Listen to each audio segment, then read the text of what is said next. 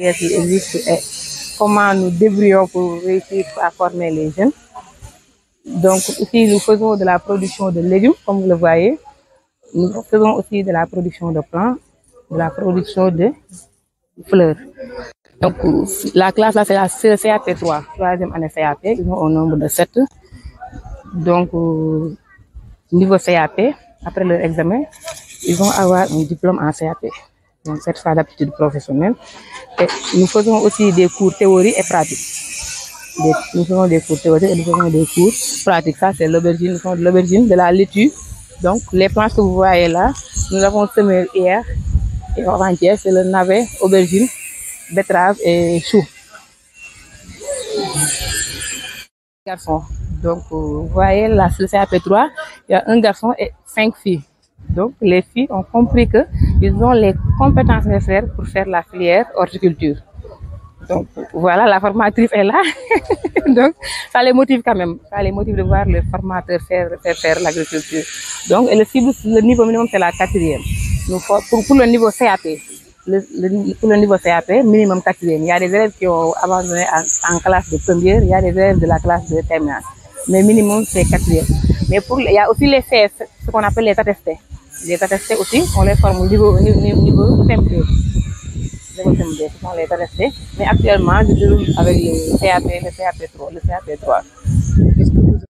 Le délégué de village et le président des parents d'élèves. Nous avons fait des rencontres avec eux pour les expliquer que nous avons une nouvelle filière, la filière agriculture ouverte au CFP de Mbadakhoune, et nous vous tendons la main de venir inscrire leurs enfants pour avoir des futurs techniciens, parce qu'ils pratiquent l'agriculture. Cette zone-là, ils pratiquent l'agriculture, mais ils faisaient l'agriculture hivernale. Mais nous voyons qu'ils ont compris qu'il y a une autre façon de faire l'agriculture, c'est-à-dire le maraîchage, la production de légumes. Et le site est un peu enclavé, mais machallah, vous avez un espace, vous séchez de l'eau et vous entrez.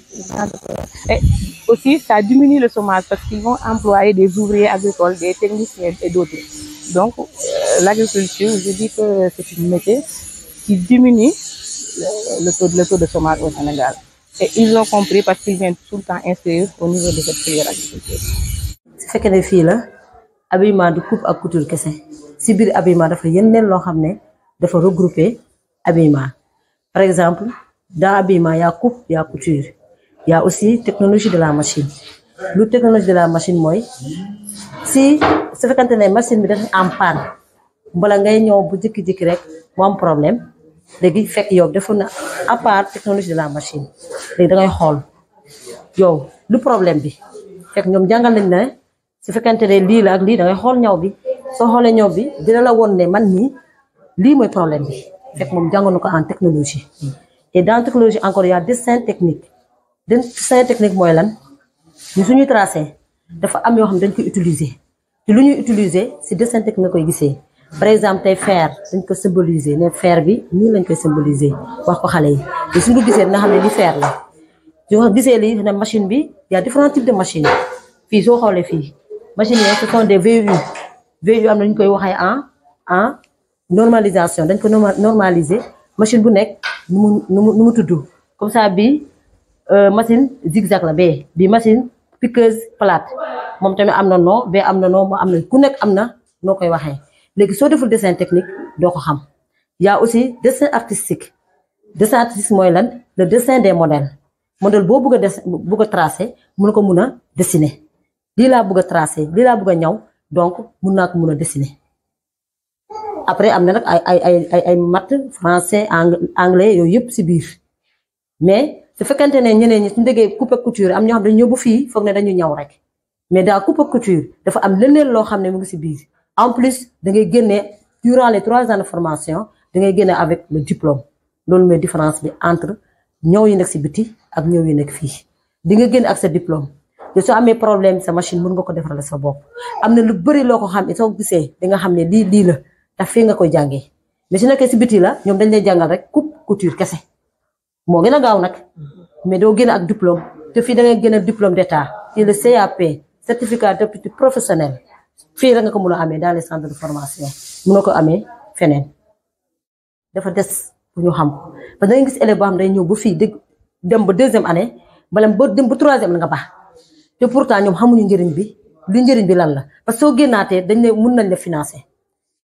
waaw asalaamaaleykum man maa ngi tudd Maymuna Dikko madame Gindo di formatrice en restauration maanaam xale yi maa leen di jàngal togg ci centre voilà bi ma nekk nii dañ fiy jàngale togg mais togg yëpp daal dañ fi jàngale togg africain européen ak américain loo bëgg dinañ fi def tamit ay pâtisserie loo bëgg ci pâtisserie moom ñu ngi ko fiy jàngal xale yi voilà lépp lañ fiy def daal maanaam ay góor soxla nañ ko torop sax ndax boo gisee ci milieu professionnel bi tamit des fois bu ñuy recruter dañuy ñëw naan la ñu tamit soxla nañ ay góor mais malheureusement Mbadakhoune moom góor ñi du ñuy fii fréquenté mais daal suñ ci mënoon am ay góor tamit dina baax ci ñoom waaw bëgg nañ ko torop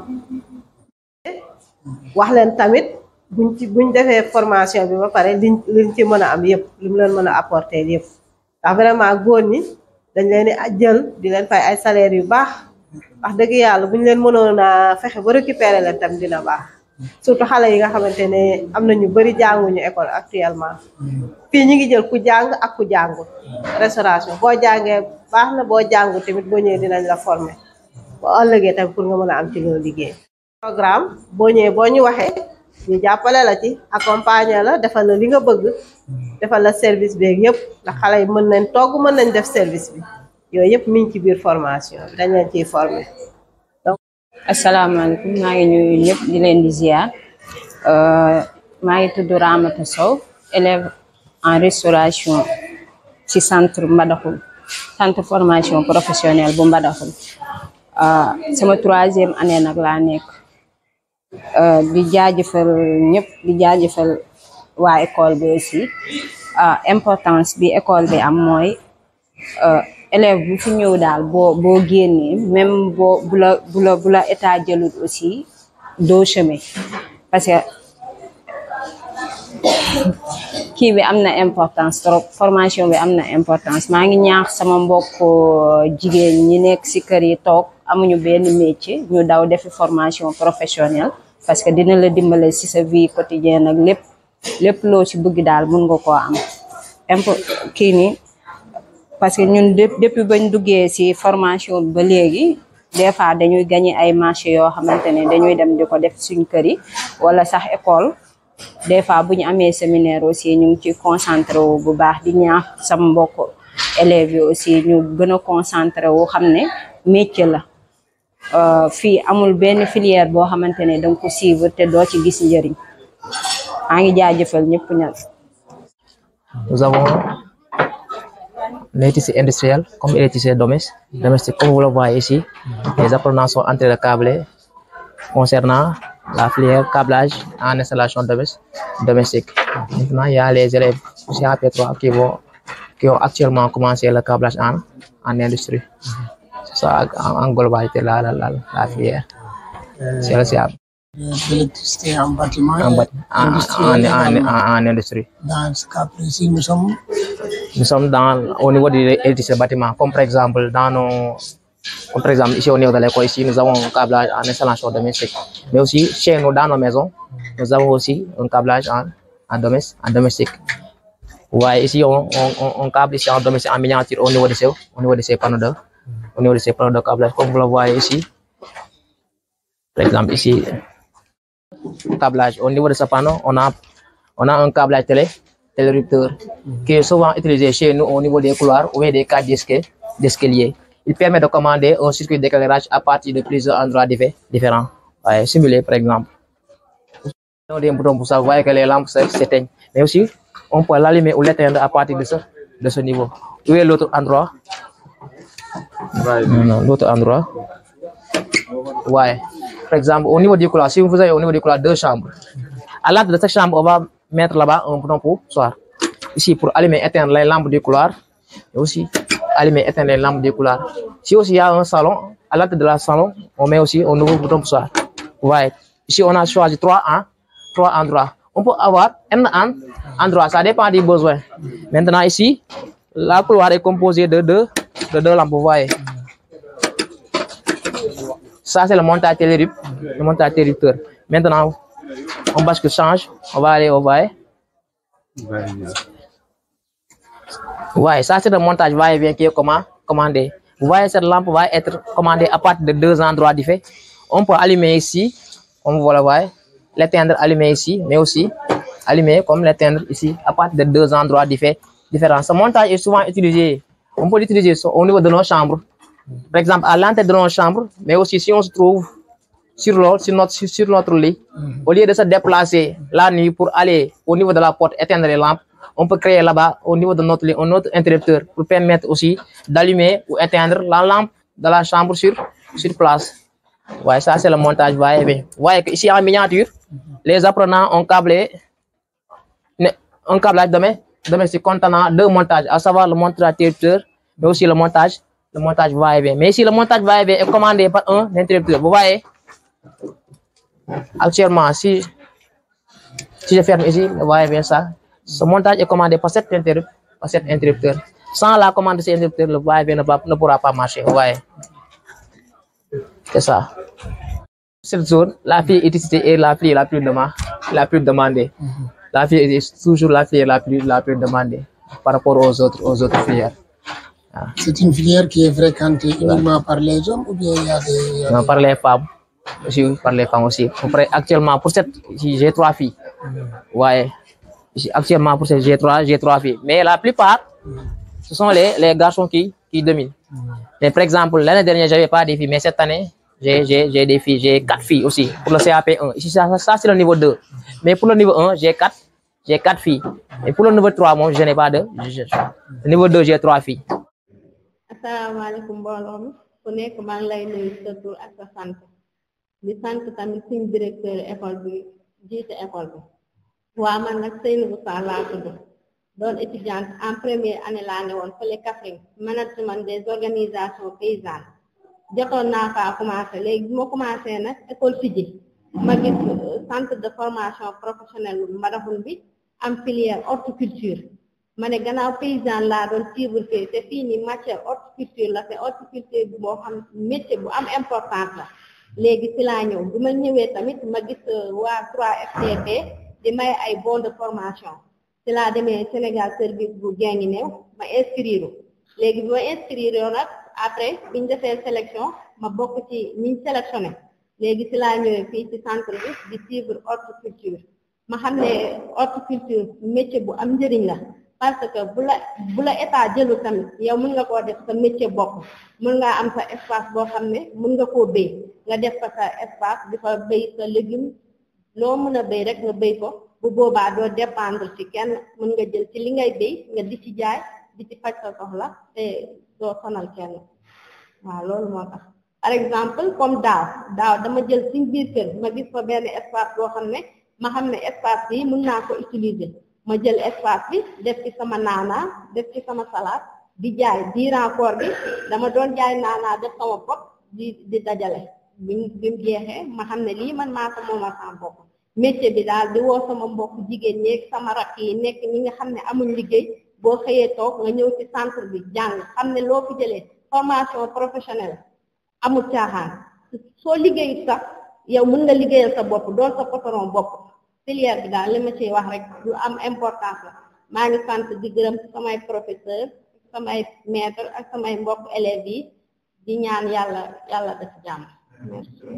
Bonjour tout le monde, je me nomme Koumba Diouf, CAP3 en bâtiment léegi maa ngi ay élève je suis bachelière maa xam ne njàngum université bi léegi amatul benn avantage parce que da ngay nekk université nekk fa 2 ans 3 ans nga cartouché doo xam looy def léegi ma xamee loolu ci la bàyyi affaire yi pour ma dem focaliser wu ci centre de formation bi léegi ma ñëw prévoir bâtiment filière góor la mais bien vrai que focaliser woon naa fi te moment bi ma toll nii am naa fi ay yenn xam-xam yoo xam ne pour faire mun naa pour ce moment en ce moment là mun naa fee suñ ma joxee benn plan am naa fa idée boo xam ne mun naa kaa définir à main levée am naa yenn instruction yoo xam ne ay fondement yooyu yëpp am nañ ci yenn idée yoo xam ne bu ñu ko joxee mun nañ kaa traiter suñu bopp mais léegi nag loolu yëpp ñu ngi ciy sant suñu directeur ak suñu professeur formateur yi ak formatrice yi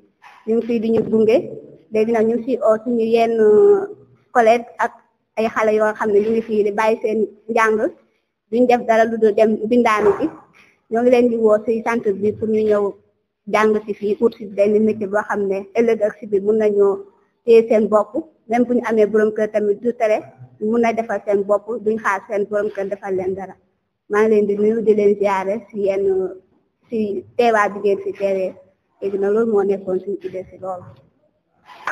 En plus aussi, toujours dans le cadre de l'entrepreneuriat, puisque nous avons toujours l'apprenant au sortir de l'école pour opter l'emploi salarié.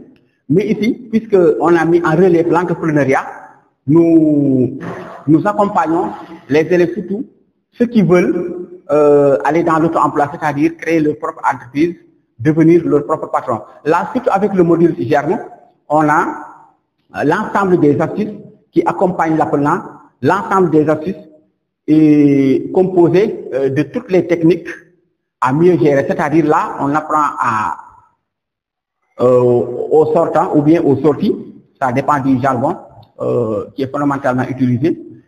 Les techniques de collecte de fonds, mais aussi les enregistrements, surtout les journaux, surtout le journal de caisse ou le brouillon de caisse, où les ressources qui ont été collectées, qui enregistrent les ressources qui ont été collectées et les ressources qui ont été employées. Ça, c'est le journal de caisse que l'on fait régulièrement, comme l'a si bien dit le terme journal. Il y a aussi le bilan que l'on enseigne à l'élève, il y a aussi le contre-résultat, il y a aussi les écrits que l'on adresse surtout à la banque, surtout quand on veut avoir un financement. Parce que la chose la plus fondamentale d'abord, c'est de savoir quelles sont les instances qu'il faut contacter en premier lieu pour avoir des fonds. Et ces instances ne sont que les microfinances en général, hein, qui l'apprenant est toujours accompagné de la cellule d'appui à l'insertion, mais aussi du professeur en entrepreneuriat au niveau des institutions financières pour avoir vraiment un financement en début. Donc, on peut dire de manière générale, l'entrepreneuriat, de même que la cellule d'insertion, sont des piliers qui appuient toujours l'élève à l'insertion. Mais Kaolack sax duma wax yépp parce que CFP Kaolack moom boo xoolee am nañ 6 classes alors que tey gis nga bi ngeen ñëwee ñun benn classe bi rek lañ yor pour le moment daaw benn classe lañ yoroon moom lañ certifié par ñëpp jàll 100% lañ amoon lors de la certification ren nag ñi ñooy suñ première année peut-être déwén dinañ am yeneen élèves ñoo ngi nekk en première année mais nii du yoon dañ fi waroon fekkante ba 3 classes yëpp mais fréquentation nu mu raaree par rapport ak zone bi moo waral lii ngeen fekk ci benn classe les formateurs sont là électricité boo xoolee 3 classes ñu ko voire 4 ba ressources pareil couture pareil mais en menuiserie métallique moom voilà c'est ça le problème fréquentation bi may lancer communauté bi peut-être suñ mënee am aussi ñi dimbale pour ñu gën a mën a comment dire sensibiliser élèves sur le métier surtout nag suñu génnee mun nañ def lu bari boobu boo ko mun nañ liggéey dans une entreprise de voiture loolu yëpp dama koy wax suma élèves yi mun nañ liggéey dans une entreprise d'aviation mun nañ liggéey en aéronautique par exemple mun nañ liggéey comme liñ ko gisee ci dans le métier artisanal maanaam di defar porte fenêtre ak lal yeeg yu demee noonu donc métier boo xam ne dafa vague peut-être man dama ne dañ ko xamul moo tax peut-être fréquentation bi ñëw gën ñoo éveillé voilà ci laa xam ne nag métier bi c'est intéressant parce que lépp lu am weñ rek ñun normalement war nañ ci mën a intervenir. ñu morom yëpp suñu morom élèves comme ça ñi nga xam ne ñoo ci mbedd mi daal ñi nga xam ne ñu ngi semé wala boog ñi nga xam ne dañoo bay jàng nekk ci leneen loo xam ne ñu ngi di woo daal ci formation professionnelle parce que nekk na lu am solo loo xam ne boo paree di nga mën même bu ne entreprise jël la di nga mën a dem liggéeyal sa bopp loolu lu am solo la ñu ngi ciy woo daal te aussi dinañ def le tour ñuy ñëw dinañ def ay approche ak ñoom waxtaan ak ñoom bu baax a baax pour ñu ñëw fi ci centre yi centre yi moo nekk loo xam mu ngi doxal réew parce que mën ngaa dem jàngi ba am say bac nga dem ci entreprise ñu ne la loo mën boo xam loo war a wax mais bu ne da ngaa génn ci centre formation yi boo ñëwee ñu ne la loo mën nga génn sa lii dafa bëgg ne man lii ak lii laa jàng ci centre bi bu boobaa dinañ la mën a recruter bu dul loolu tamit di nga mën a demal sa bopp waaw loolu daa mos ëpp solo daal. waaw ñoo ngi leen di nuyu di leen ziar di leen dalal ci jàmm di leen indil ay man maa ngi tudd Moussa Sarr maa ngi dëkk fii ci Mbalaxu nekk APE bi depuis 2013 bi ñu créé école bi léegi yàlla def na man maa fi nekk comme APE jóg ci bépp yëngu-yëngu boo xamante ne mu ngi yëngu ci école bi ñu ciy dox ay jéego ak diggante suñu diggante élèves yi ak parents d'élèves yi ak professeurs yi. école bi nekk école boo xamante ne école bu am njëriñ la bu am solo la ci commune ci tund bi ndax fii ci mag ñi dañ daan def boo jàngul école rek dañ la demal béy mbaa ñu la demal sàmmi mbaa ñu la nga dem jëmal takki sax def leneen bu dee jigéen ñooy la demal liggéey mbindaan mbala nga dem fóotaani ci teer bi waaye yàlla dimbali nañu ba école bi taxawee ba léegi loolu wàññeeku na fi jóg na fi ndax ku ci nekk am sa élève muy jàng su la wóor na njàng mi muy jàng taxatul mu mel noonu sax yow sa premier objectif mooy da nga koy dugal ci ngay génn ci école bi dugal ko mu jàng métier bi muy jàng su ko jàngee ñetti at rek dana ci mën a am loo xamante ne dana ci mën a jëndal boppam tubéy dana ci mën a jëndal daal boppam daal dina ci mën a wodd boppam ba pare ëlbati ku mottali njàngam comme continuer te du tax mu jeex kon ñu wax dëgg yàlla njëriñu école bi moom amul fu ñekk yam fii ma lay waxee nii man maa ngi ceeg jarbaat bi nga xamante ne fii la jàngee ci première année bi fii la admee dem Diourbel dem fa jàng fa ba mujj gi léegi moom mu ngi sanale bi Diourbel di fa liggéey kon loolu njëriñ la. di wax ne ñu nag centre bi ñooy liggéey Alassane Sarr laa tudd nekk fi yore daara ak école arabe ñun daara ji ak école bi yëpp benn bu ci nekk dañuy jëflante ak ñoom ñu yóbbu leen foofu ñu jàng foofu métier ñu gis ne yokkute bu baax lañ ci gis ndaxte xale yi dinañ yeewu te itam danañ yokk ci seen dund loo xamante ne xëy na nit ci mënoon na dund ba sori te du ko am ndaxte di jàngaale métier loolu jamono daf ko laaj fi mu toll moo tax itam gis-gis boobu lañ ci amoon ñun itam ba yóbbu leen inscrire leen foofu noonu nga xamante ne ñu lëkkaloog ñoom ñu ñuy dimbale ñu ci njàngum métier moom bari na ay xale yoo xamante ne sax ñoom nekkoon nañ fi ba doon mag te ñoom am nañ seen 3 ans foofu nga xamante ne génn nañ foofu am seen 3 ans boo xamante ne def nañ ko foofu métier bi man ñu ngi koy pratiquer bu baax fi mu ne nii te loolu moom lu bët tegal ñooñu nag ñu ngi ci seen dëkk yi fi mu ne nii am na ci ñoo xam ne fii lañ doon jàngee ba am BFEM ci école arabe bi te boole woon nañ ko métier bi te itam loolu mu ngi continuer dox ba tey ci daara yi ñu ci nekk itam ñu ngi dem foofu di jàng te itam ba léegi ñu ngi jàng fii te loolu mooy li nga xamante ne mooy maanaam lëkkaloo bi nga xam ne ñoom lañ def suñu diggante ak ñoom gis nañ ci suñu jox bopp bu baax a baax ndaxte lu am solo la ndaxte gis-gis boo xamante ne la jamono dina ko laaj te itam egg si nañ ci loolu moo tax ñun itam ñu profité rek dugg ak ñoom def partenaire ak ñoom ànd ak ñoom ci liggéey boobu noonu dañ leen di gërëm di leen sant ndax directeur mi moom moo ñu yolomalal loolu moom moo ñu ko yombalal ndaxte mënoon na ko jafeel dëgg yàlla mu yombal ko te loolu yëpp xam na moom tamit moom xam àdduna ak ni àdduna di doxee moo ko lal loolu ñu ngi ko ci sant di ko gërëm di ci gërëm mboolem koo xamante ne yaa ngi koy jàppale loolu ci amoon nañ ci sant